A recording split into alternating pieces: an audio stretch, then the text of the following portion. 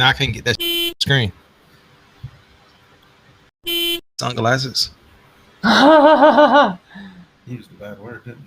Oh, I use bad. Oh, sorry, is that Xander? I don't care. Yeah, what the f*** wrong with you?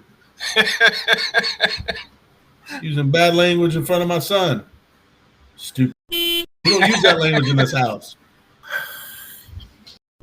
Asshole. Oh, get a Xander out of here. And then we'll start it over. Talking about he could beat me in golf. Boy, He could beat you in golf. Yeah, no, seriously, he could beat you. I don't play golf. Clemson Tom, I don't play golf. I never picked up a feather in a day in my life. Every hole. I can You would shoot like a 10.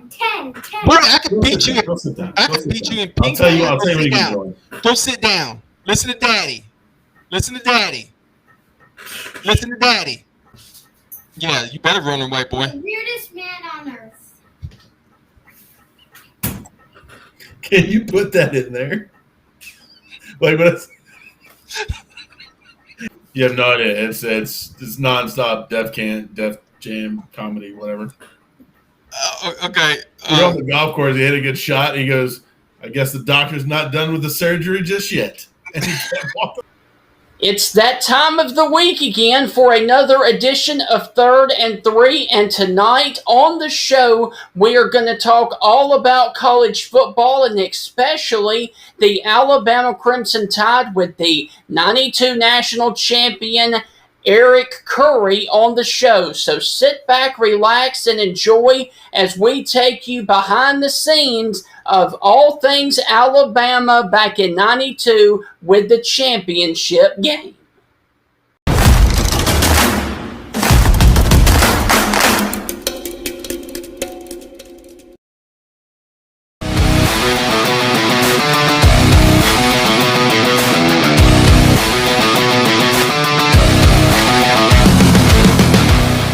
Welcome inside another edition of 3rd and 3, guys. I am your host, Stephen Stingray Ray. Hope all is well with all of you guys, and we have a great show on tap for you tonight. So without further ado, let me go on ahead and pull up one of my co-hosts first, and we are always going to pull up the most popular guy first, outside of me, obviously, the one and only Clemson Tom with his son, Xander. Xander and Clemson, how are you doing tonight, sir? It's Clemson Tom and Clemson Xander. Okay. Both Clemson. We're both Clemsons. So, how are y'all doing tonight? We're doing good, man. We just got off the golf course, working on our chipping, working on our putting. This kid right here, yeah, we won a little bit of money this weekend. Yep, making that money. Hey, Xander, I saw this past weekend you made a pretty good little killing. What'd you do, bud? Well, I won a tournament. It's like the skins. It's kind of like a normal golf tournament of like the like boring competition where it's just like normal. Yes. So this is like where you win money, no medals. It's just money. Awesome, dude. Well, how much did you win? How much are we We won $80. That's not too shabby, my friend. Not too shabby. No, we went and got some chicken wings afterwards. He's got a place that likes chicken tenders, so I had to treat him. He's the reason we got it. His chipping, his putting came in clutch. My 7 and my 9 did a little bit of magic, but it was all him. Well, let me just go ahead real quick and ask you this, Tom, before we come on and go any further. Could you and your son both beat our other co-host on the golf course? Yeah. I remember the last time he said, all I do is throw the ball. That's all I do. He's the Tampa Bay Junior Open champion right here. So, yeah, the other guy can't spell Tampa.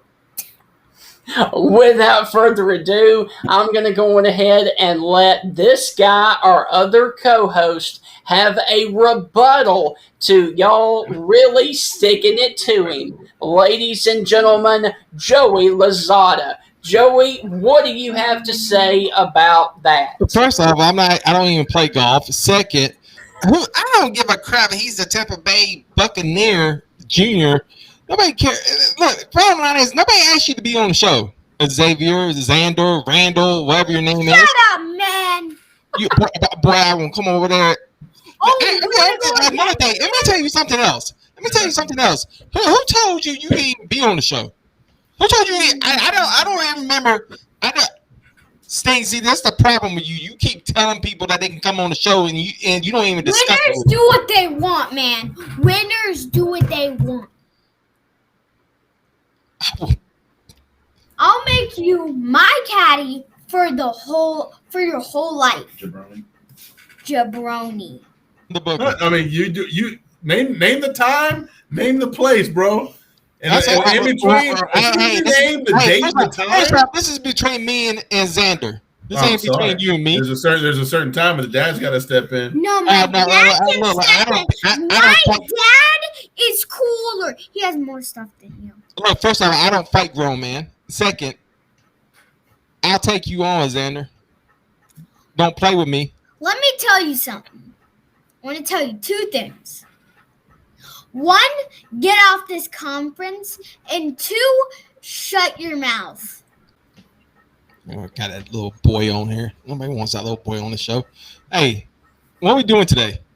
All right, guys. Well, we are coming up on about 20 days until the college football season. So I want you guys to tell me the most overrated college football program in America since the year 2000. Not 2000. Why not all the way through the 1800s? You know, college football started a long time ago. It didn't just start in 2000. Why 2000? Explain your question. This team right here. I'm going Notre Dame. And no, I'm not wearing a Notre Dame shirt. It's the Irish drinking team shirt, but yeah, Notre Dame is they're always overrated. Every year. Notre Dame. Nah. Why 2000? Because that was the initial start of the BCS. Okay. Well, I mean, to me, it'd probably be Clemson. Look, we were talking about educated stuff here. Now you're just like trying to. Seriously. What? Since what? With 2 national championships, either Clemson or Auburn, one of those two would be like definitely. I'm not saying that because I hate Auburn, and I really don't hate Clemson. I got a lot of respect for Clemson. But I mean, since 2000, I mean, what you win 2 national championships, and all of a sudden now you're a powerhouse? Get out of here! I mean, no, you after this season, you're probably never going to win another national championship ever again. Okay. Can you actually answer the question in English? Because we don't speak Dutch, and apparently that's all you're talking on that. I'm just thinking. Like, seriously. Okay, let me also, real quick, Joey, before you make your prediction on who you think is. I'm not. I don't get predictions. I get facts. Go ahead. Okay. Let me school you on this one. Since 2000, in BCS Bowls or New Year's Six Bowls, Notre Dame is 0 for 6 and has been outscored by 144 points in those 6 losses.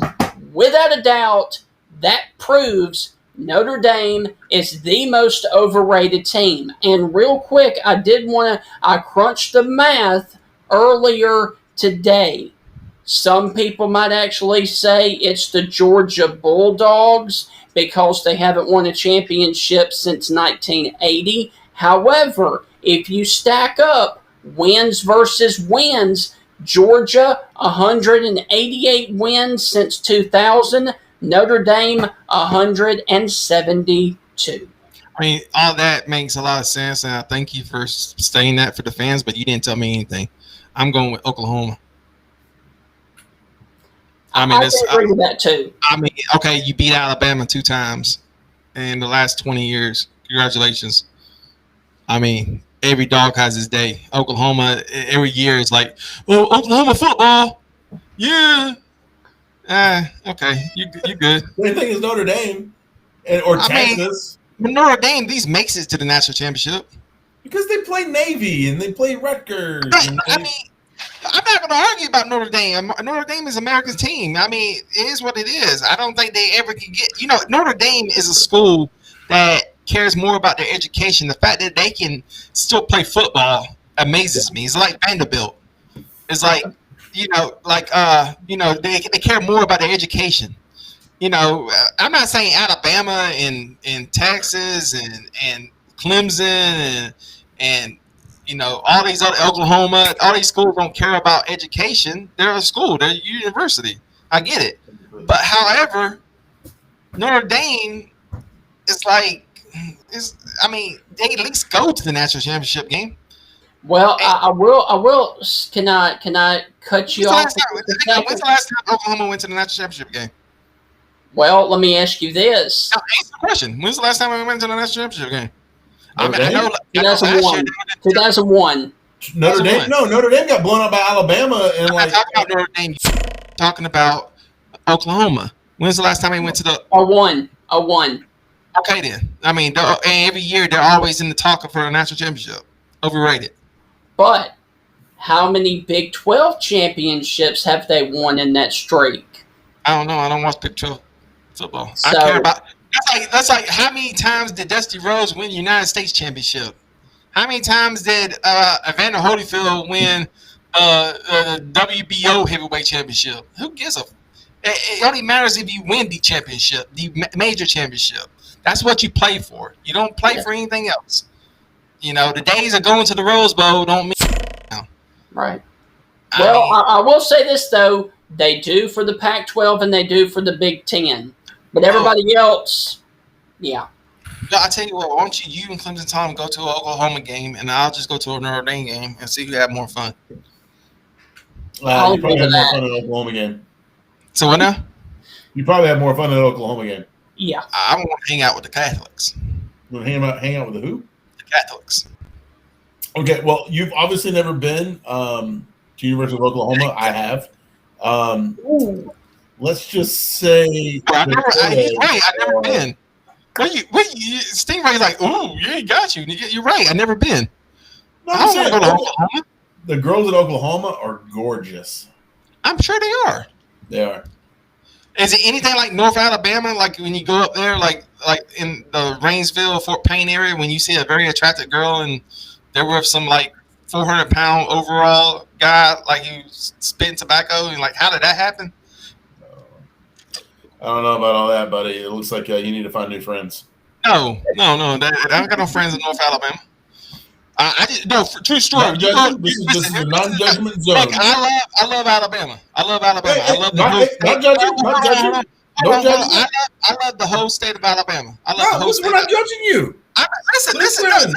We're not judging you. That's the people you got. That's your crew, bro. I get the joke. Hold on. Not even judging. My problem with here, buddy. It's your world. It's your crayon. Make that rainbow special just for you, man. My problem with North Alabama.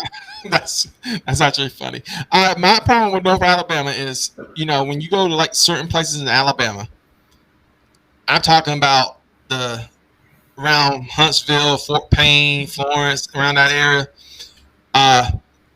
Decatur. I love Decatur, by the way. In Hartsville. But it's something about barbecue. They make this mayonnaise-based barbecue sauce. I don't white sauce. Yeah. Love it. Yeah, I figured you would. Why would you do that? And second, that's nasty. And but two, the cool thing about it, see, Sting, this is where you go wrong. You see, you're a single guy. I wish I was single because I would go up to North Alabama, and these girls do not care about looks. I mean, you can have the best looking female in the world, and then got guys in overalls spitting tobacco and talking about NASCAR, and they're just up there, and they got this hot chick with a little southern accent with two babies. Joey, as a barbecue connoisseur, I have tasted barbecue from all over the world. The white sauce that they have in Alabama, and you can actually go to certain barbecue places and order the Roll Tide sauce. So it's a sweet with I'm telling you, man, you miss it out. It's really, really good. It's good on. It's not good on brisket, but it's good on pulled pork, really good on chicken. Pulled pork I like to mix with the red sauce. I was up there. I made I didn't make the waitress. The waitress was nice enough to do it because it's the Bible Belt up in North Alabama. I was looking for the barbecue sauce, and the lady was like, "It's right there." It was the white sauce. And I said, "What kind of sauce is this?" It's mayonnaise based. Mm-hmm. That lady actually, and the barbecue was pretty decent. And the lady actually went over to the grocery store right next door or somewhere there and got me a bottle of barbecue sauce. That's how nice people are in North Alabama. I love the people in North Alabama. It's just the mayonnaise-based barbecue sauce got to go. Like it's not your thing? No, I don't like mayonnaise, period. Oh, man. That to me, that's it's when you mix it up, bro, it doesn't get much better than that, man. Best barbecue I've ever had, though, was in Austin, Texas. Hands down. Fort Payne for me. I'm not Fort Payne. Dallas, Fort Worth for me. Yeah. Texas got barbecue. Yeah, Texas has the barbecue down pat. Like South Carolina, North Carolina, good barbecue, decent. Alabama, below average. But Texas hands down for me. Yes, Texas. Oklahoma has pretty decent barbecue. I tell you what, I thought you had pretty good barbecue. The way you were talking, I definitely thought you were smoking something. All right, guys, let's go on ahead and move on, if you don't mind. All right, guys. So, real quick, my next question for you guys is this. Who is the GOAT of the NFL and college football? That's a tough one, Sting. NFL, you got to go with Tom Brady. Just seeing what he's done with the New England Patriots, and then coming in what he did for the Bucs in year one. I mean, I don't think you're going to get much of an argument with that. The greatest of all time in college football, that's tough. So I'm going to take a few different factors for this. I'm going to take hype. I'm going to take media hype with it as well, because I think you have to factor that in a little bit. I'm going to take in school. Did the team rally around him? Did the fans rally around him? Was he energetic when it came to it? So kind of the whole spectrum of what you look for in a college athlete. Just give the answer. And I don't think you can. Honestly, it's got to be Tebow. I mean, the guy embodied the University of Florida. You had an entire fan base. So when it comes to the dynamic of everything around him, from being the face of the program, the fans loving you, the coaches loving you, just all around, everything was perfect. You got to go Tebow. Heisman, national championship. I think he won 2 with Florida as a freshman. I think he got one his junior year. I know Alabama made him cry, so I'm sure you're going to be laughing about that. But everything around him, nuts to bolts, man. He was a rarity for Florida, and they haven't been the same since. So obviously, Florida's been in purgatory since they had Tebow. Man, you just did a whole math equation just to give out Tebow. Oh my goodness gracious. Jesus Louise. Tom Brady and Tim Tebow. Why quarterbacks? 200 years of college football, you're just going to name 2 quarterbacks. I'm pretty sure I did a pretty damn good job on that there. Yeah. If you put the E with the MC square equals to the 4.20 gigawatts, come on, man. Gigawatts. Obviously, you're watching Back to the Future. For you, it doesn't give a damn. It's a give a damn watts, okay? Don't make me call Mr. Chits. All right, let me just go ahead and say this. I can already go on ahead and pick Joey's Cam Newton. You're funny. No, college is going to have to go to Archie Griffin because 2-time Heisman Trophy winner. You automatically get it. If you win the ultimate prize 2 times, you're the greatest college football player of all time. Bottom line. I love Tebow. I'm not going to sit there and lie to you to say I don't love Tebow. The Broncos, the year when he played with the Broncos, after sucking for 3 quarters and then the 4th quarter, you come out of nowhere, and then the way he beat the Steelers in the playoffs, one of the best seasons ever in the history of NFL football. I was watching, besides watching the Falcons, I was watching the Broncos. But that Navy college little playbook they had, if it wasn't for the Broncos defense, you got to give up for the Broncos defense. With that said, I love Tebow, but no, he's not the greatest college football player of all time. Greatest NFL player of all time, you can say Tom Brady. But once again, you got to. I mean, so many years of. I mean, you giving up Jim Brown, you giving up. I mean, Moss. Who? Randy Moss. I don't think not the greatest of all time. He's a Hall of Famer. He ain't the greatest. You giving up. I mean, so many people. It's hard to say the NFL. I mean, I probably agree with Clemson Tom. I'll go Tom. Because it's just a hard question, and he does have 6. How many championships he has? A lot. Yeah, I probably have to. I hate to do this. I probably have to agree with Clemson Tom because I mean, I say it once and I say it again. You have to win championships to be the greatest, and he's won championships. So however many championships he's won is probably the equivalent of your IQ. So don't worry about it, buddy. You agreeing with me is the smartest thing you've done in a while. It's too easy.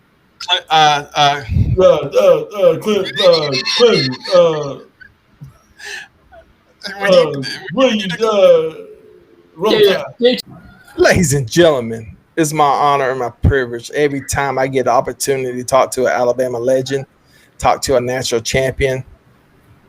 I just get goosebumps. I told him last time I met him, I said, look, I got the goosebumps. And damn it, I got the goosebumps again. Ladies and gentlemen, Tampa Bay Buccaneer legend, Alabama University legend, the one and only, Eric Curry. Eric, how you doing? Doing great, my friend. Doing great. How's everybody?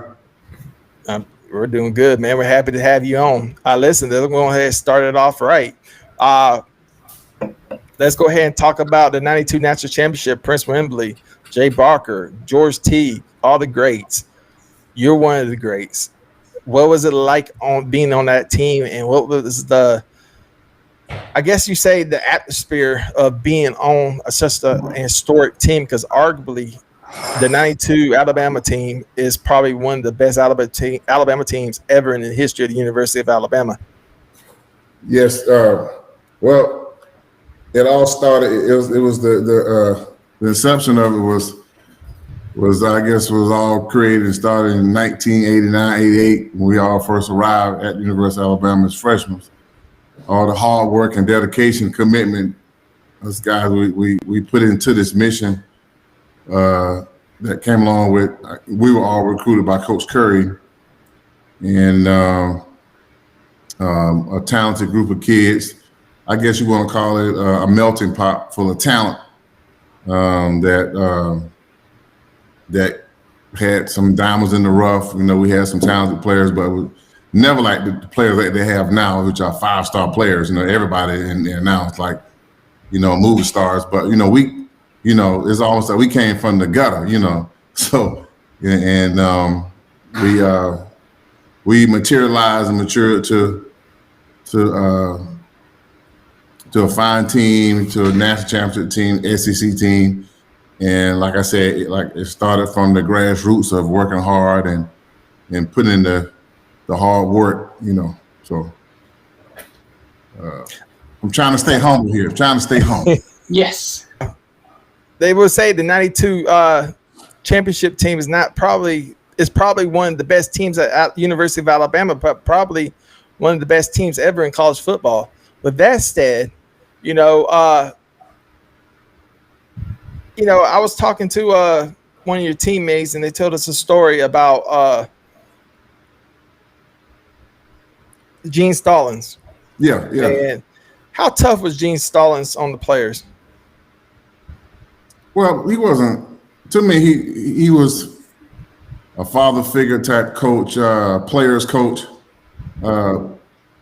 First of all, he wanted you to be academically eligible. If you want to believe it or not, he did not play that, man. First of all, he wanted you to be a good citizen, and he wanted you to have your grades on top of the list of things. He wanted you to believe in God, and then he wanted you to put in the work and be accountable as a player. But he wasn't. If you went in there and did your job and like I said, put in the work that was needed to be put in the weight room and out there and conditioning and practicing. Of course, he was all in for that. But I think that we call him Mean Gene, but Gene just was one of those guys, the coaches that was old school. What he said, he meant what he said. Zero tolerance to it, and if you wasn't respectful of it, you were gone. You were out of that program. And I always had hard-nosed coaches, and I always had and I had one of those coaches in Mike Dubose, who was my defensive line coach, who I respect to the ultimate highest. But he was, at the time, I thought he was the meanest man on earth. But Gene was the one that kind of leveled it off, and he had some of the greatest assistant coaches around, and so like Saban has right now. But Gene brought the best out of us, and we all looked up to Gene, and love how he took football and approached it to a winning tradition when Paul Bear Bryant was in the helms. Did he ever talk about the Junction Boys? I've heard about them, but he never really talked about them. I'm not really familiar with it so much. Don't worry about it. Well, Mr. Curry, it's always a pleasure to talk to a former Alabama player and especially a national champion. And I want to go back to that national championship game because I know it probably makes you feel so good because Dwayne "The Rock" Johnson was actually on that Miami team that you guys beat. Talk about what that means to you to actually have played against and beat Dwayne "The Rock" Johnson, as popular as he is right now. Tell him I want him to know this right here.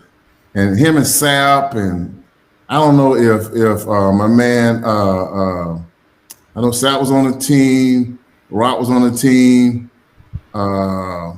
Who else? The great linebacker, Ray Lewis.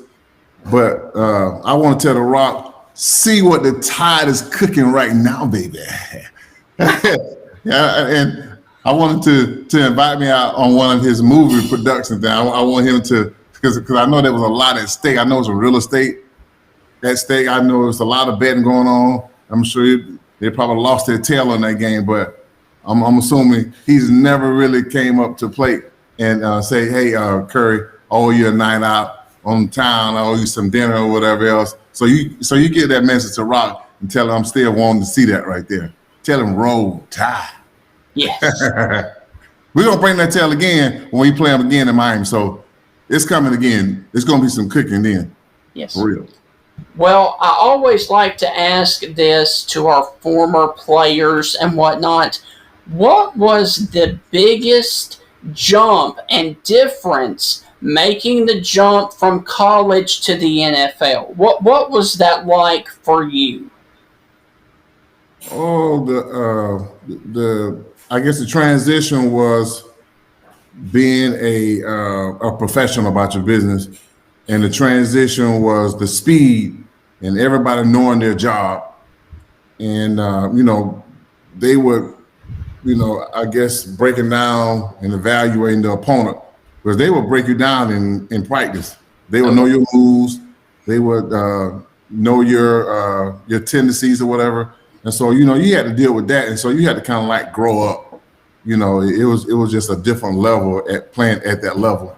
And so, you can have all the speed you want, but you got to be able to maneuver, and, you got to be able to counteract to to your speed, and have just more than one move, or more than, you got to already have your, whatever you got to have something, you got to be thinking about it before you react. Yes. Because if you don't, you got the same professionals over there with the same speed, same toughness, a different mindset to take you out, because at any time your position can be taken. And so, you have to take that into consideration, and be about your professionalism every day. Yes. Every day. Be polished.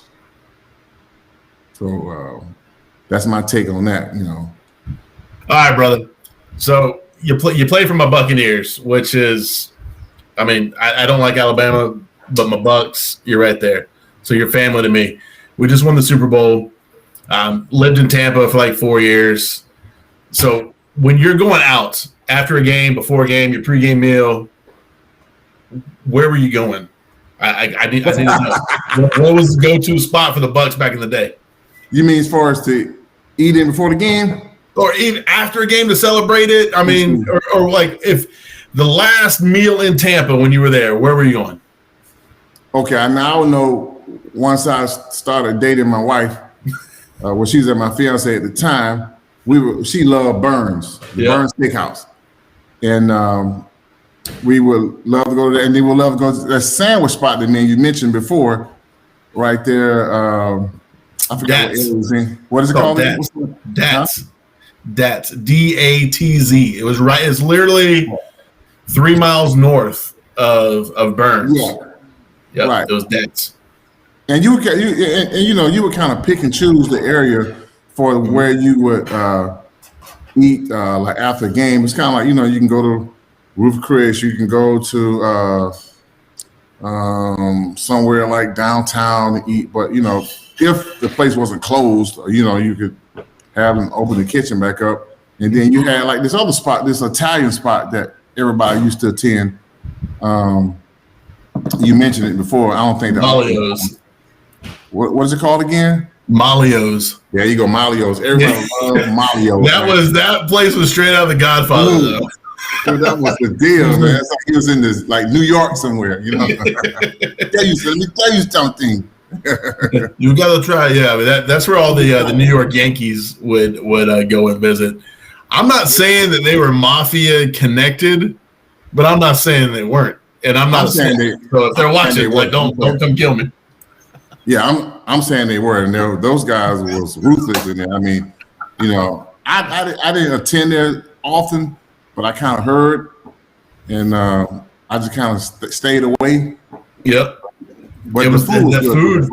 I still, when we go back to Tampa, that's where we always go and we always eat, and the food's still phenomenal. And they're downtown Tampa now in what's called the Beer Can Building, which is just a cylinder that just goes straight up. So they're there. It's still really good. But living there, man, it was so much fun, especially before games, after games. There's so many different spots to go to. So and I'm also a foodie at the same time. So no matter where you want to go, I could probably tell you the best restaurant to go to. Now, I got to ask you this question. It's coming from the heart. Are we going to repeat? I do believe we have a great possibility of repeat. Yeah, repeat. All these different, I've heard we still bringing in these 4-star, 5-star players. Oh, no. I'm not a Bama guy, baby. It's Clemson. No, are the Bucs going to repeat? Because everybody knows Alabama's going to repeat. God, here he comes to this. Let's go ahead. The Buccaneers going to be Super Bowl champs back to back. Just make sure you understand. Alabama is going to repeat. Is the Bucs going to repeat? Which they're not. The Bucs will repeat. Go ahead.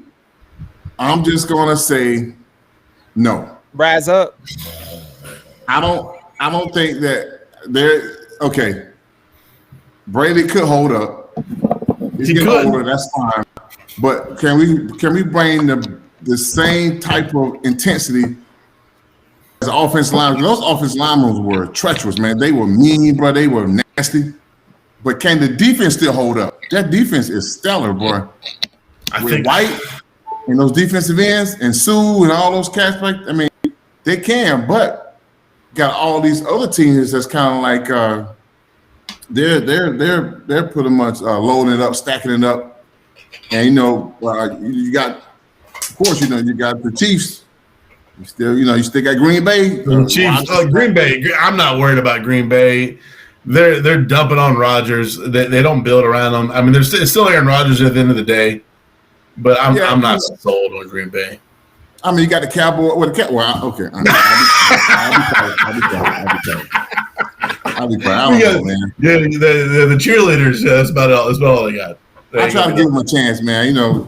I've been a Cowboys fan since I was a little boy, But going over right to Danny White, Pearson, and Stackhouse, and what's the great running back name? What was his name? Smith. Back in the days. Dorset. Oh, Dorset. Dorset. Oh, Dorset was the truth, man. But anyway, no, I don't think they're gonna repeat. I'm sorry to say, but it's hard to repeat, man. Come on, man. Of course it is. You have Brady at the end of the day. The running game finally clicked. Defense seemed like, they were always decent, but for something happened, they flipped that switch last 2 weeks of the regular season, and they just came with it. So I don't know. I feel the only thing I say about it is Tampa Bay sometimes seems to start out slow. Mm-hmm. That's the only thing that I say that can go against them. Even though you still have time to rattle the troops towards the end, but that's my only kind of like small setback with them. If Eric, I got one last question. Sure. And then we got to sign off. But one last question: who has the bigger salary cap? Who had the bigger salary cap? Last year's Tampa Bay Buccaneers or the 2010 Auburn Tigers? I knew that's where he was going, man. I'm just wondering. Auburn Tigers. You think the Auburn Tigers had the bigger salary cap? Oh my God, you freaking corrupt. Damn. Ladies and gentlemen, with that said, the legendary, one of the greatest Alabama football players to ever play at the University of Alabama. Ladies and gentlemen, it was my honor, my privilege to have one and only Eric Curry on this show. Eric, thank you for coming.